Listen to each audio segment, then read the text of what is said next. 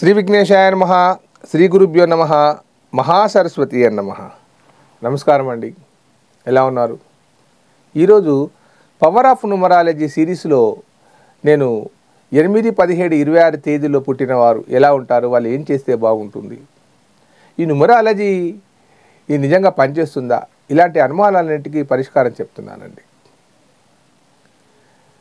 మీ అందరికీ కృతజ్ఞతలు తెలియజేస్తున్నాను. కారణం ఏమిటంటే, అనతి కాలంలో నాకు మంచి సబ్స్క్రైబర్లు, మంచి ఫాలోవర్సు చాలామంది ఫోన్ చేస్తున్నారు. చాలా సంతోషం అండి. ఈ 58 ఏళ్ళ వయసులో నాకు ఆ భగవంతుడు ఈ కార్యక్రమాన్ని చేస్తూ అందరికీ సహాయం చేస్తున్నందుకు శతకోటి దండాలండి. ఆ సరస్వతి మాతకు చెప్తున్నాను. ఇప్పుడున్న ప్రస్తుత పరిస్థితులలో యూట్యూబ్ ఛానల్లో రకరకాల వ్యక్తులు రకరకాలుగా చేస్తున్నారు. జ్యోతిషం పైన కానీ న్యూమరాలజీ పైన కానీ అనవసర విషయాలు అందులో పెట్టి చేస్తున్నారు. సరి అయిన పద్ధతులు అనుసరించట్లేదు, ఏదో వాళ్ళకు తోచింది చెప్తున్నారు.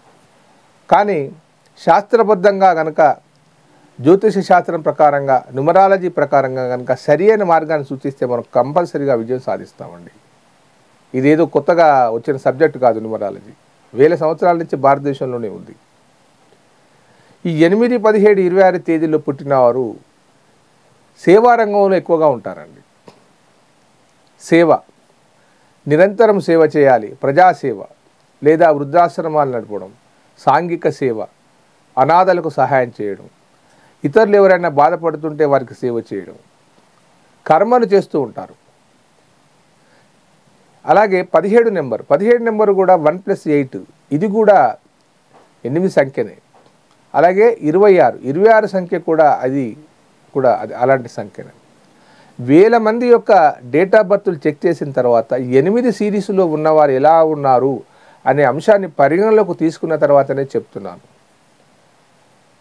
ఒక్కొక్క నెంబర్కు ఒక్కొక్క క్యాండిడేట్స్ ఉన్నారు. ఒక్కొక్క డేట్ ఆఫ్ బర్త్ వాళ్ళు ఒక్కొక్క రకంగా ఉన్నారు. డేట్ ఆఫ్ తప్పిపోతే డెస్టినీ క్యారెక్టర్ అవుతుంది. ఈ 2 క్యారెక్టర్లు మాత్రం గ్యారంటీ, అందులో అనుమాన పడవలసిన అవసరమే లేదు.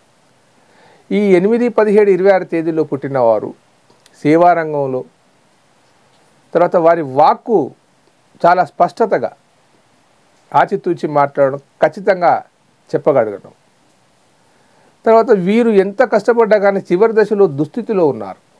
మరి అది ఏంటో ఎందుకో కారణం తెలియదు. శ్రమతత్వం, ఎంత శ్రమగా అంటే అంత శ్రమ పడతారు. శ్రమ అంటే వారికి పెట్టింది పేరు. ఆస్తులు ఉన్నా కానీ వారు అనుభవించలేరు. ఎన్ని ఆస్తులు ఉన్నా కానీ అది ప్రజలలో ఒక మంచి పేరు సంపాదిస్తారు. ఉద్యోగ రంగంలో ఉన్నా కానీ సేవ చేసుకుంటూ ప్రభుత్వానికో లేకపోతే అక్కడ ఉన్న సమాజానికో అక్కడ ఉన్న వ్యక్తులకో సేవ చేస్తారు. కుటుంబానికి కూడా చాలా చక్కగా చూసుకుంటారు. భార్యాభర్తల మధ్య వీరికి కేవలం అనుబంధం మాత్రమే ఉంటుంది. అంత రమ్యమైన జీవితాన్ని గురించి వాళ్ళు ఆరాటపడరు. సమాజ సేవ, ఇతరులకు సేవ చేయడం, ఈ యొక్క ఆలోచనలోనే ఉంటారు. కొడుకులను కానీ బిడ్డలను కానీ వారు ఎంతవరకు చేయాలో అంతవరకే చేస్తారని అంటి పెట్టుకొని వారితో సహచర్యం చేయరు. మిత్రులను కూడా ఏ స్థాయిలో ఉంచాలో ఆ స్థాయిలోనే ఉంచుతారు. అతిగా ప్రేమించడం, అతిగా చేయడం చేయరు. వ్యాపారస్తులైనా కానీ వాళ్ళు శ్రమపడుతూ వారు ఒక పద్ధతి ప్రకారంగా వ్యాపారాన్ని చేస్తూ లాభాలు గడిస్తారు. కానీ ఇట్లా బాగా లాభాలు రావాలని ఆశించారు ఈ 8 నెంబర్లో ఉన్నవారు. చాలామందిని నేను గమనిస్తే ఈ 8 నెంబర్లో ఉన్నవారు రాజకీయ రంగంలో బాగా అభివృద్ధి చెందారు. చిన్న చిన్న కార్పొరేటర్లే కానీ, లేదు పెద్ద పెద్ద మినిస్టర్సే కానీ, ప్రైమ్ మినిస్టర్లే కానీ, చీఫ్ మినిస్టర్లే కానీ, వీరందరూ కూడా ఈ నెంబర్లో చాలామంది ఉన్నారు. మంత్రులుగా రాణించారు. ఉదాహరణ కేసీఆర్ గారు ఉన్నారండి నెంబర్ 8లో, మనకు సుపరిచితుడు కాబట్టి చెప్తున్నాను. అలాగే రేవంత్ రెడ్డి గారు, ఈ మధ్య కాంగ్రెస్ను విజయాన్ని చేకూర్చిన రేవంత్ రెడ్డి గారు ఉన్నారు. వైఎస్ రాజశేఖర రెడ్డి గారు ఉన్నారు.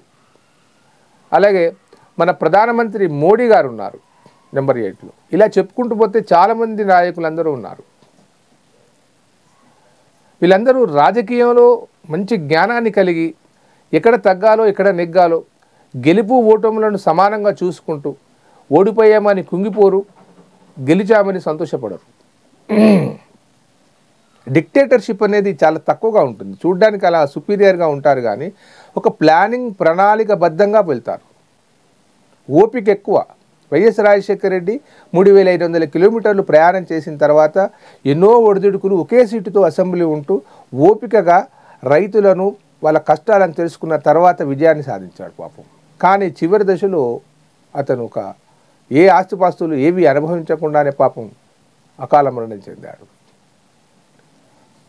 అదే కేసీఆర్ గారు చూస్తే అలు పెరగకుండా తెలంగాణ పోరాటం చేశాడు, ప్రాణానికైనా తెగించి చేశాడు, సాధించాడు, ఒక మంచి పేరు సంపాదించాడు, ఒక ప్రణాళికబద్ధమైన తెలంగాణను చేశాడు.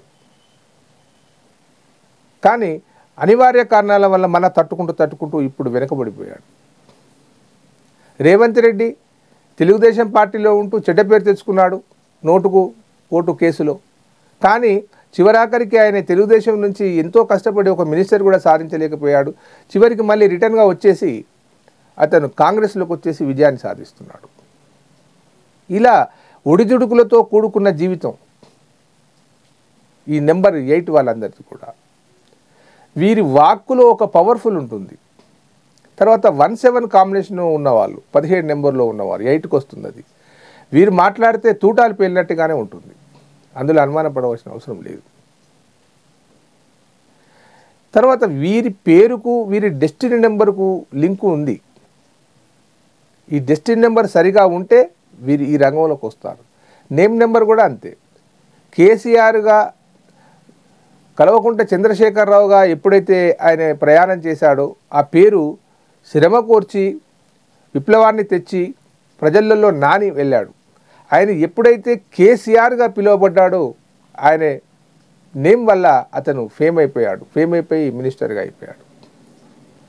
వైఎస్ రాజశేఖర రెడ్డి కూడా ఆ వైఎస్ రాజశేఖర రెడ్డిని పిలువబడ్డంత కాలం ఎమ్మెల్యేగా ఉండి ప్రయాణాలు చేశాడు. లాస్ట్కు అందరూ వైఎస్ఆర్ అని పిలవడం జరిగింది. వైఎస్తో ముడిపడింది. అప్పుడు ఆయన మినిస్టర్గా అయిపోయారు. రేవంత్ రెడ్డి నేమ్లో కూడా ఆ శక్తి ఉంది. అంటే పేరుకు ఈ నేమ్ నెంబర్కు డెస్టినీ నెంబర్ సంబంధం ఉంది. డెస్టినీ నెంబర్ అనేది జీవిత కాలంలో ఉపయోగపడుతుంది. నేమ్ నెంబర్ వాళ్ళ క్యారెక్టర్ను వాళ్ళ ప్రొఫెషన్ తెలియజేస్తుంది. తర్వాత శ్రమపడే తత్వం బాగా ఉంటుంది. వీరి డెస్టినీ నెంబర్ కనుక 1, 2, 9 అయితే అంటే పుట్టిన తేదీ, పుట్టిన నెల, పుట్టిన సంవత్సరం కలుపుకుంటే వచ్చే నెంబర్ 1, 2, 9 అయితే చాలా కష్టంగా ఉంటుంది. ఏది చేసినా ఓడిపోతారు. అందుకే నేను సూచించేది ఏమిటంటే ఈ 9 నెంబర్ ఉన్న వాళ్ళు కానీ 1 నెంబర్ ఉన్న వాళ్ళు కానీ 2 నెంబర్ డెస్టినీ నెంబర్ ఉన్న వాళ్ళు కానీ వాళ్ళకి ఖచ్చితంగా నేమ్ ఆఫ్ కరెక్షన్ చేసుకొని వారి పేరులో వైబ్రేషన్ పెంచుకోవాలి. ఒక అక్షరాన్ని కనుక మార్చుకునేది ఉంటే 2 అక్షరాలు చేస్తాం, దానికి ఒక కాల్కులేషన్ ఉంటుంది. కేవలం ఓన్లీ నెంబర్లో తేవడానికే కాదు, వారి యొక్క దశ అంతర్దశల నుంచి వెళ్ళి వాళ్ళ జాతక చక్రాన్ని చూసినాక న్యూమరాలజీ చేస్తే టాప్గా ఉంటారు. కాబట్టి మీకు ఏదైనా న్యూమరాలజీ కరెక్షన్ వల్ల లబ్ధి చెందాలనుకుంటే ఈ కింది నెంబర్ ఫోన్ చేయండి, నేమ్ ఆఫ్ కరెక్షన్ చేస్తాను. తగు numbers, lucky numbers, lucky dates, lucky వారాలు, లక్కీ స్టోన్స్ అన్నీ చెప్తాను.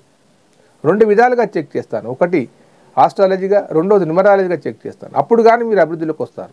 దయచేసి లైక్ చేయండి, షేర్ చేయండి. ఉంటానండి, మీ ప్రకాష్ గురు, ఆస్ట్రో న్యూమరాలజీ. నమస్కారం.